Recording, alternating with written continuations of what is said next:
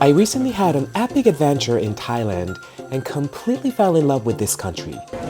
Whether you're looking for travel ideas or just seeking inspiration, this content will provide you with tips and recommendations on the best things to do and places to visit in Bangkok. Let's dive in. We flew with China Airlines from Seattle to Bangkok, and it turned out to be one of the best flight experiences. If interested, you can check out our full review on the Taiwanese carrier in a separate video.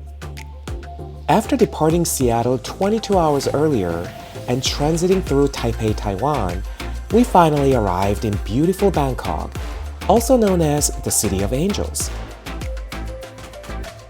Oh my God, there are a lot of people here. The airport is huge and chaotic, but finding the sign for our airport pickup was relatively easy. That was super quick. Somebody just showed up immediately and taking care of us. We had booked a round-trip electric SUV transportation service through Klook. It cost around $26 one way, and I highly recommend booking airport transportation through Klook to eliminate unnecessary hassle and avoid potential scams. I couldn't believe we were finally in Bangkok. My first impression was that it felt huge in scale and modern.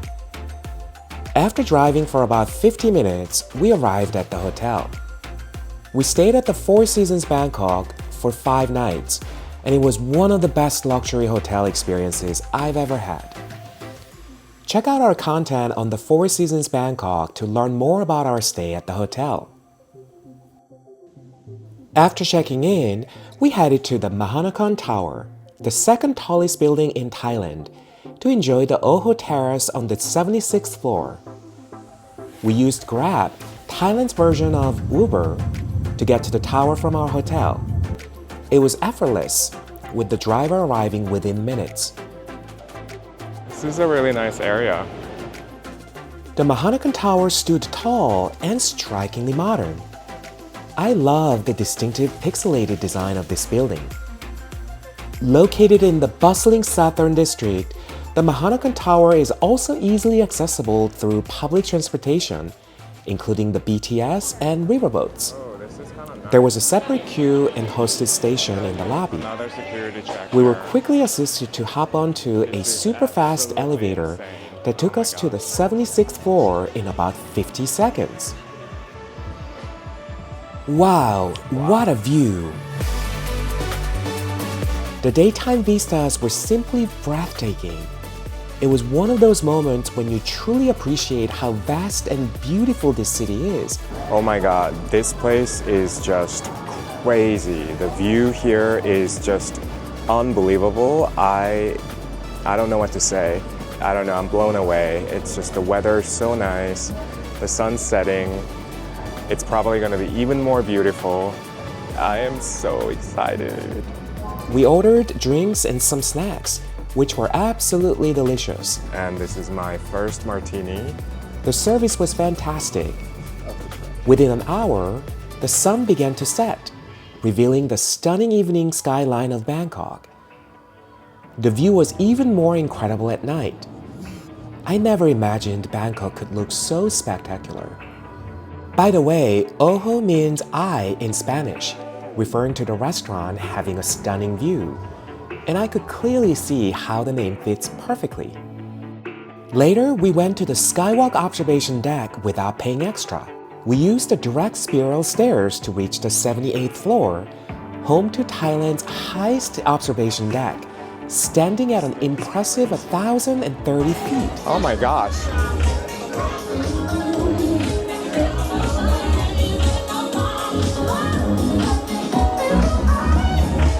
Wow.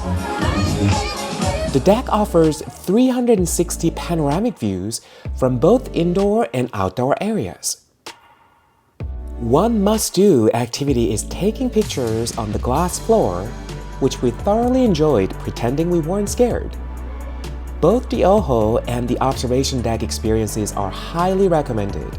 However, if you enjoy cocktails, consider visiting Oho, which includes access to the observation deck as a perk, rather than paying separately for both experiences. We weren't ready to head back to the hotel yet, so we decided to visit a restaurant specialized in Khao Soi. It was 8:30 p.m. and the place was still busy, and we had to wait for about 10 minutes, which was not too bad. The restaurant had a charm and traditional look and feel, with seating areas on both first and the second floors. I ordered Khao Soi, and David opted for Khao Soi stir fry. The flavors matched their beautiful presentation. I have no idea how to eat this, but I'm gonna try my best. I thought mine was the soup. Maybe this is soup?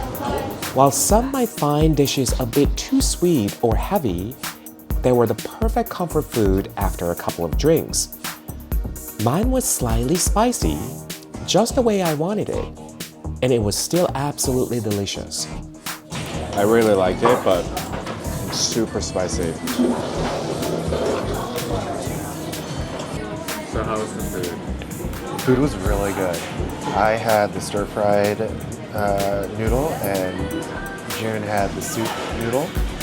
It was very, very spicy for June, but it was perfect for me. Allegedly mine was spicier. It came with a warning. June's did not, but he's not handling it very well. It was delicious. Really good. I highly recommend trying Khao Soi when you're in Thailand, and this restaurant is definitely worth a visit as well. Today's all about exploring the big sights. After indulging in more food than my stomach could possibly handle at the hotel breakfast, we hopped onto the Chao Phraya tourist boat to visit the Grand Palace and some of the city's most historic temples, including Wat Arun and Wat Po. We purchased the all-day river pass since we knew we'd be traveling extensively, and all our destinations were near the boat stops. Oh, this is kind of nice.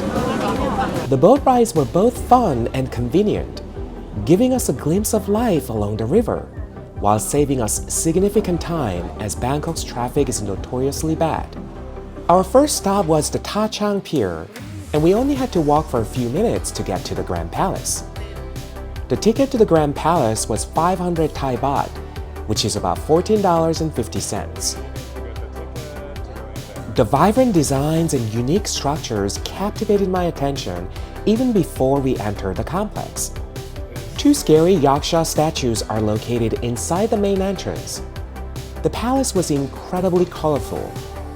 It was truly stunning and shimmering, representing a masterpiece of Thai art and architecture.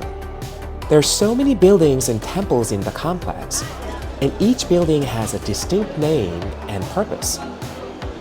Construction of this enormous 2.4 million square foot complex began 1782, when King Rama I moved Thailand's capital to the east side of the Chao Phraya River.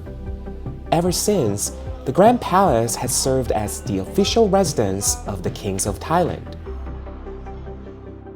The temples maintain a strict dress code. Okay, we took off our shoes. Another eye-catching building was the Chakri Maha Prasad Throne Hall, featuring reception rooms, a dining hall, and the throne room itself. Thailand was the only country in Southeast Asia that was not colonized by the French or British during the 19th century. So the unique architectural styles you see here are original styles created independently by Thai ancestors, not the result of colonial culture. They must have been super artistic and eccentric.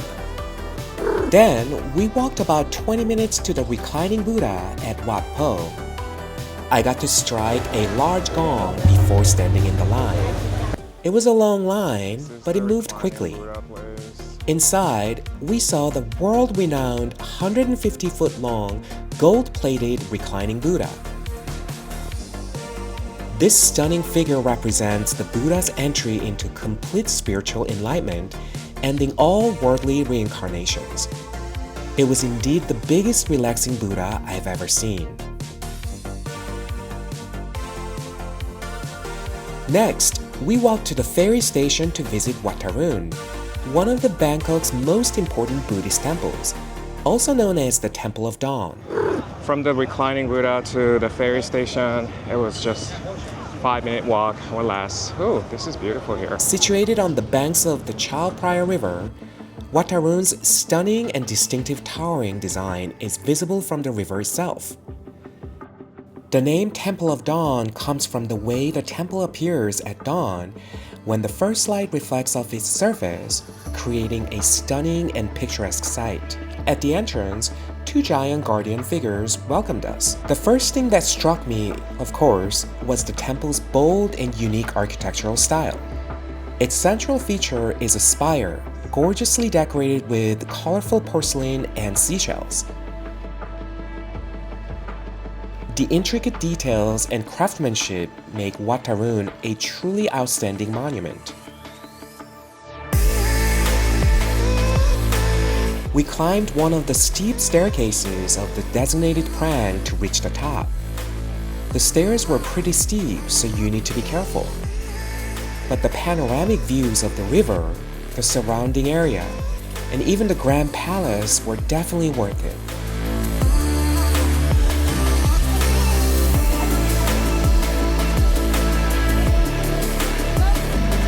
This place is incredible. Lots of people, lots of hills and steps, but it's awesome. What do you think, David? That's beautiful and very hot. Now that we had visited some of the most important landmarks in Bangkok, we took the boat again to reach the flower market, a bustling hub for wholesale flowers, fruits, and vegetables. I love this area. I loved witnessing everyday life in Bangkok. It was fascinating to see how people make a living. The vendors were busy selling their goods. People were negotiating Here we see lots deals. of vegetables. And there was a flurry of activity all around. Look at all these fruits. Like small bananas. Vegetables for restaurants, like wholesale. Hi, kitty. We also encountered an adorable up to, orange baby girl? cat lounging with its owner on top of some vegetables. Visitors were trying to grab its attention, but the cat seemed entirely unbothered. We still think about this cat and wonder how she's doing.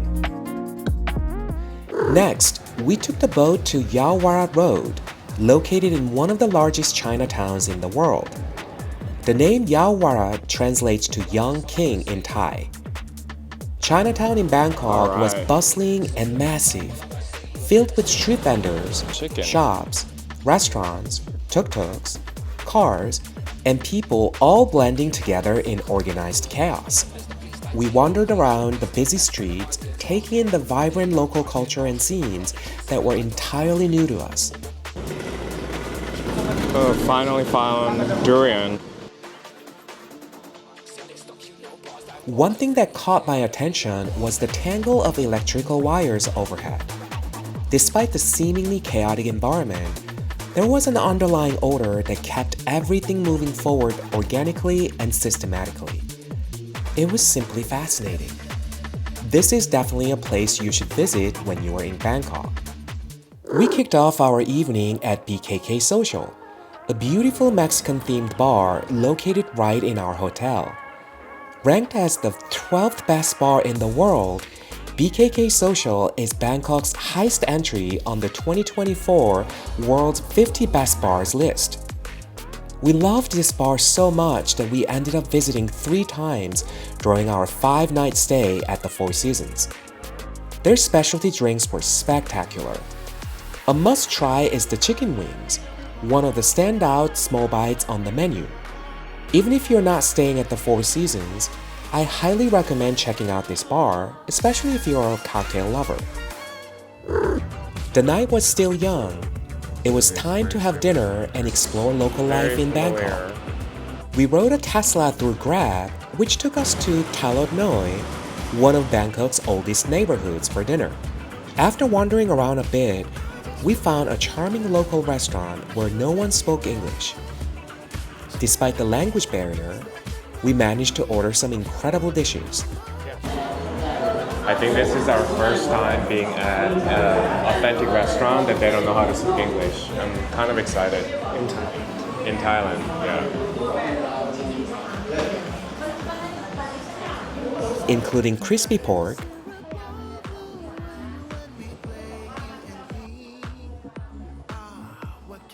steamed grouper fish, This whole fish. Want to try it?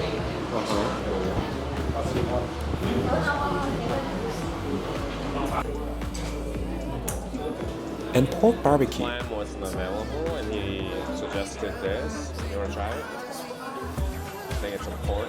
Everything was so much fun trying new dishes and sharing a meal surrounded by locals. After dinner, we stumbled upon the Asian Today bar in this adorable neighborhood. We later discovered that it is one of the top bars in Bangkok. What a lucky find. Since it was a Tuesday evening, the bar wasn't that crowded, which we appreciated. Everything in the bar was honey themed. I had a cocktail called Eastern Honey, and David tried Rana is Real. Both drinks were absolutely delicious. Oh, I like it.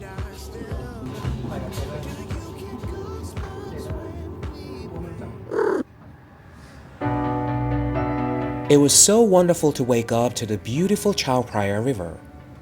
I highly recommend staying at a hotel that offers a river view. You will not regret it. On day 3, we took a more relaxed approach. One of the perks at the hotel was the free water taxi service.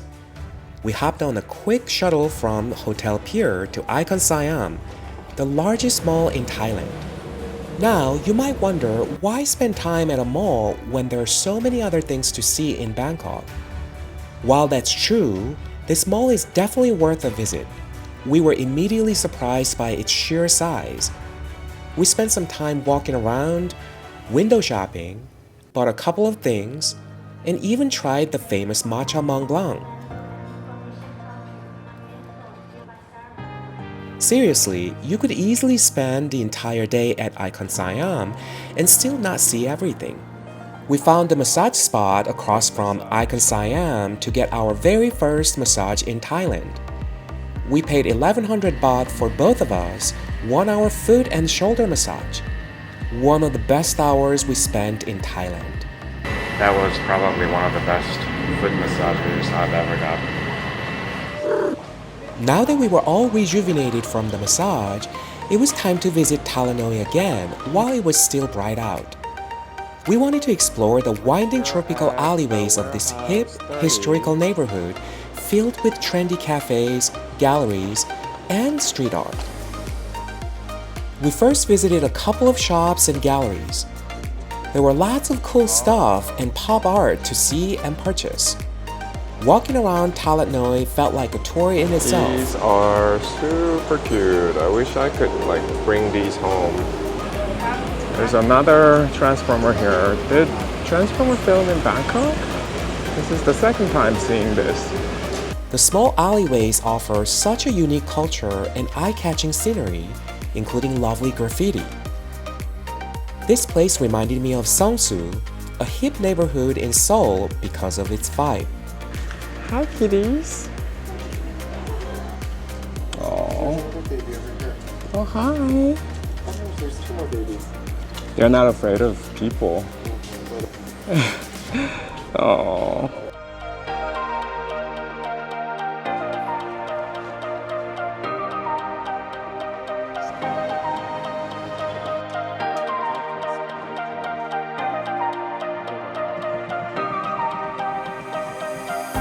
After getting lost for a while, we stopped by the Hong Shen Kong Cafe. After passing the outdoor garden area with tables and chairs, you can walk all the way to the river. What a cute cafe. David and I both ordered yuzu-themed drinks. I got my yuzu thing. And what is that? Green tea with yuzu. Oh. Mine had yuzu sherbet on top, which was delicious and refreshing.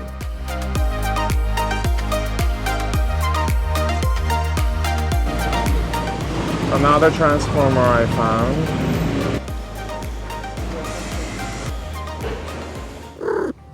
We spent the rest of the afternoon at the hotel pool along the river before dinner.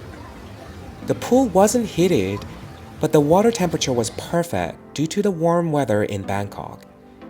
Sitting on the sunbed with a drink in my hand made me realize how lucky I am to be able to travel, learn, and gain more lifetime experiences. Be sure to check out our video on the Four Seasons Hotel, Bangkok. I'll leave the link in the description. David is all about Michelin experiences, so we decided to visit Le Deux, a Michelin one-star restaurant known for its modern Thai fusion cuisine. The restaurant had a chic and trendy interior design that immediately set the tone for an elevated and unique dining experience. Le Deux offered 2 set menus, and we opted for the Le Deux Experience, a 6-course tasting menu. However, we were delighted to be served 12 different dishes, including 4 appetizers and 4 desserts. Thank you. The yuzu sake was delightfully refreshing, like a carbonated lemonade with alcohol in it. Honestly, this yuzu sake is one of the best. I loved it so much. Every dish was perfectly plated and beautifully presented, exactly what you would expect from a Michelin restaurant.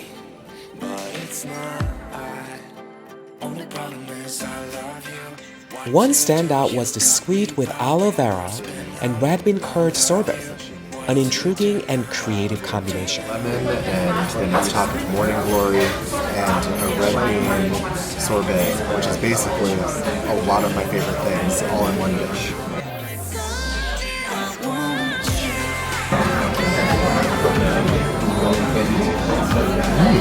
Is it good? My favorite dish was the pork with fermented fish. The contrasting flavors complemented each other beautifully. Everything is like really fresh, Asian and Western altogether, which I kind of like it. Another highlight was a fish dish where the freshness of the seafood was enhanced by unique curry sauces and seasonings. 100% Chardonnay. So I think quite simple.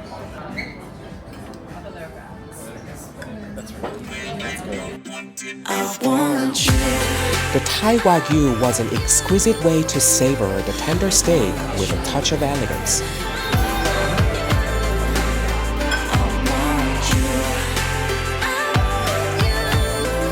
The dessert course featured 4 petite, which are bite-sized creations that provided a delightful ending to the meal. Each dish highlighted Thailand's local flavors and freshest ingredients, presented in an innovative fusion style. To top it off, the restaurant gifted us adorable tea boxes to take home. And this box is super cute. While I'm not usually a Michelin restaurant fanatic, this restaurant was exceptional. If you're a fan of Thai cuisine and seafood, you will absolutely love it here. After a satisfying dinner, we wandered around the bustling streets of Bangkok, exploring night markets and alleyways. This city never sleeps. It was bright with loud music and energetic people trying to sell goods. What a fun experience. One thing I loved about visiting Bangkok was that I felt safe wherever I went, even in the evening. This is like Myeongdong, you're right. It really does feel like Myeongdong.